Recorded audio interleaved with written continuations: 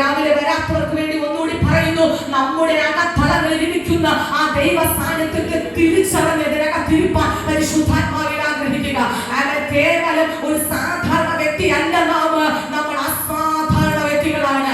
എന്തുകൊണ്ട് അസാധാരണ വ്യക്തിയായി മാറിയതിന് കാരണം നമുക്ക് വേണ്ടി ഈ ഭൂമിയിൽ മനുഷ്യനായി അവതരിച്ച് അവൻ നമുക്ക് വേണ്ടി അവൻ നമ്മുടെ പാപത്തിനു വേണ്ടി മരിച്ച് അടക്കപ്പെട്ട് മൂന്നാം നാൾ ഉയർത്തെഴുന്നേറ്റ്